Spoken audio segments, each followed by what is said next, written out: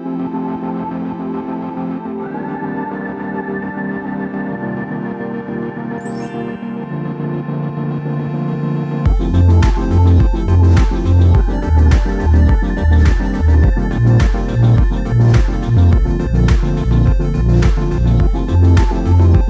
à tous, c'est Z pour la Valve du Palais. On se retrouve aujourd'hui pour le test du Tyro Kit de Vapsio. C'est celui-ci.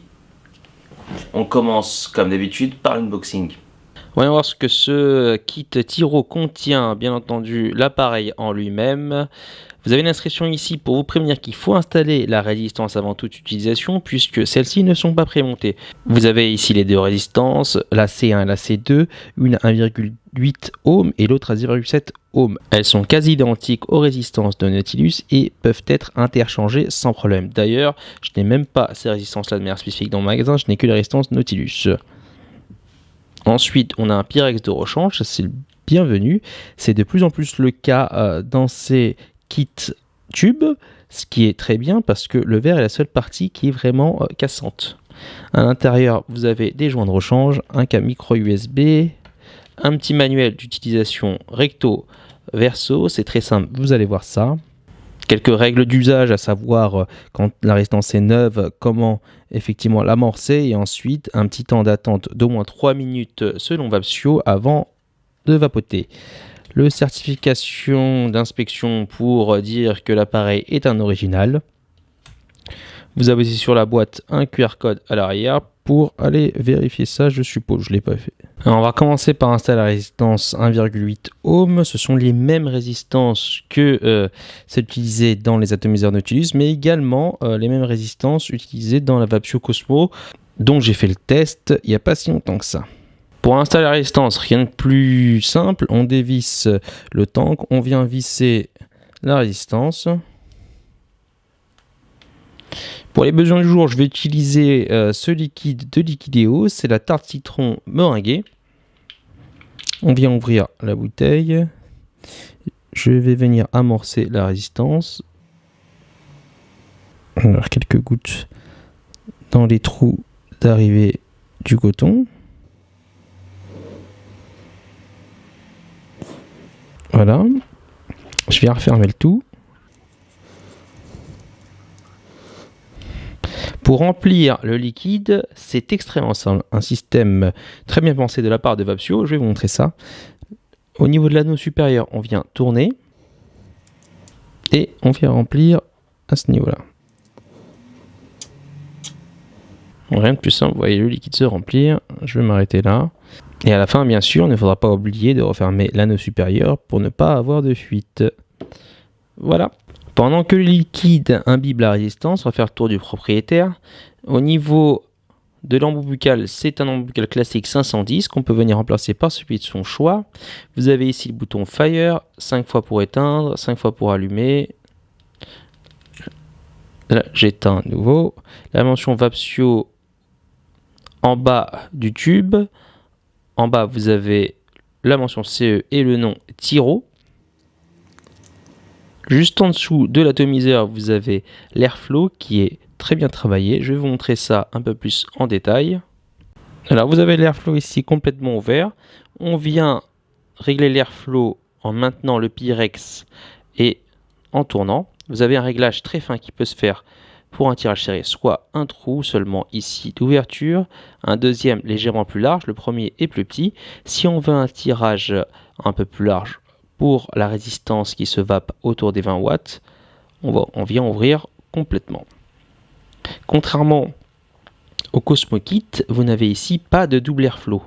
Vous avez donc juste un seul, donc par rapport à la même résistance 0,7 ohm C2 qui correspond aussi à la même chez Nautilus, vous n'aurez pas un tirage aussi aérien qu'avec le Cosmo Kit. Alors qu'est-ce que donne ce kit Tyro de Vapsio? Eh bien on a là un petit appareil compact avec un poids contenu qui offre deux types de vape, tirage serré et tirage large. On est sur 1500 mAh de batterie, donc quelque chose de confortable, surtout lorsqu'on est en MTL. En plus de ça, on a une finition en acier inoxydable, ce qui est plutôt appréciable Pour les besoins de ce test, la première résistance que je vais tester, c'est celle à 0,7 ohm, donc celle pour une vape large. On a l'airflow complètement ouvert, on va voir ce que ça donne.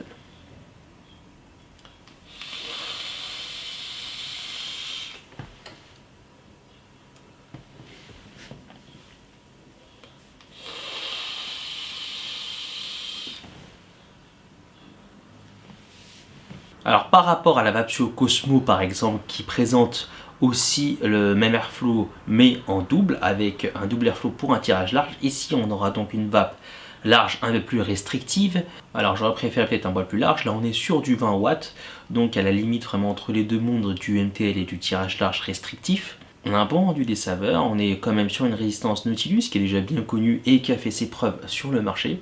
Je viens de remplacer la résistance, là on est sur le tirage serré, donc la résistance à 1,6 ohm, la C1 de Vapsio qui correspond à la résistance 1,8 ohm de Nautilus qui est disponible à peu près partout et chez tout le monde. Donc on va voir ce que ça donne en vape.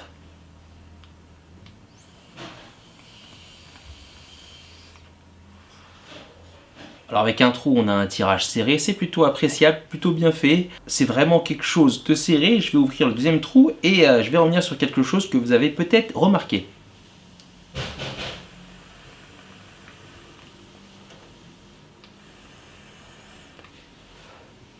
Alors je ne sais pas si ça s'entend bien à la caméra, mais quand on tire avec un ou deux trous, il y a un petit sifflement au niveau du tirage qui n'est pas des plus appréciables. Bon, il existe, il est quand même minime, mais il s'entend. Je vais le refaire en me rapprochant pour voir, pour que vous entendez bien. Après avoir testé les deux résistances, on est clairement quelque chose qui se destine plus à un tirage serré, à une expérience MTL. On est vraiment entre la transition entre les deux mondes avec l'airflow complètement ouvert, même si je la rapproche un peu plus d'un tirage serré large plutôt que d'une vape large restrictive. Bon, là on joue vraiment sur les mots. Vous l'avez compris, pour moi cet appareil se destine avant tout à un tirage serré, c'est là où il s'exprime le mieux. Avec la résistance qui est plus haute, vous aurez une vape plus froide, et celle de 0,7 ohm, vous aurez une vape un peu plus chaude en fonction de ce que vous préférez. Mais les deux peuvent très bien se vaper sans problème en expérience MTL, ce qui correspond à mon sens le mieux à l'utilisation de ces deux résistances là par rapport aussi à l'appareil et à l'airflow qu'il offre. Passons maintenant au point fort et point faible de l'appareil. Son plus gros point fort à mon sens est la bague du dessus qu'on vient tourner pour accéder au trou de remplissage et ensuite on referme. C'est extrêmement simple, fluide, facile à faire. C'est quand même quelque chose de très appréciable en termes d'expérience utilisateur. Deuxième point fort, c'est l'airflow, le travail qui est fait dessus. Avec la résistance en 0,7 ohm, on peut avoir quelque chose quand même de relativement aérien pour pouvoir changer vraiment d'expérience par rapport à la résistance en 1,6 ohm. Troisième point fort, au même titre que la Vapsio Cosmo que j'ai testé également, c'est la compatibilité avec les résistances Nautilus 1,8 et 0,7 ohm. Si vous achetez cet appareil, vous êtes certain de pouvoir trouver des résistances partout où vous allez au vu de la diffusion des résistances Nautilus. Ça, Vapsio l'a très bien compris et s'appuie sur un marché qui est déjà en place et profite de ce maillage qui a été créé avant que la marque arrive et se diffuse en proposant cette compatibilité avec les résistances Nautilus. Et qui dit résistance Nautilus dit aussi restitution des saveurs à un niveau tout à fait satisfaisant pour ce type d'appareil. On a aussi une qualité de finition qui est tout à fait appréciable, qui offre en plus 1500 mAh, c'est plutôt confortable pour un appareil de cette taille-là et pour la puissance que ça envoie. Le seul bémol que j'aurais par rapport à cet appareil-là, c'est le sifflement qu'on entend quand il y a un ou deux trous ouverts pour le tirage vraiment MTL serré.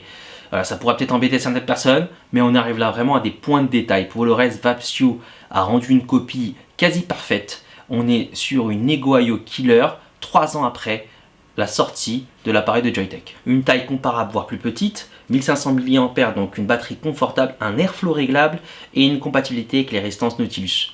Que demande le peuple? Ah si, j'ai oublié, le prix. On tourne autour de 30 €. Fantastique, non? Donc un prix contenu pour un appareil complet, surtout quand on démarre dans la vape. Ça peut être un appareil qui peut nous accompagner très longtemps dans notre expérience vape. Voilà, on arrive au terme de cette vidéo. J'espère qu'elle vous aura plu. Vous pouvez bien sûr me retrouver sur mes différents réseaux sociaux, sur mon blog, Instagram, Twitter, Facebook et bien sûr ma chaîne YouTube. Merci et à la prochaine fois.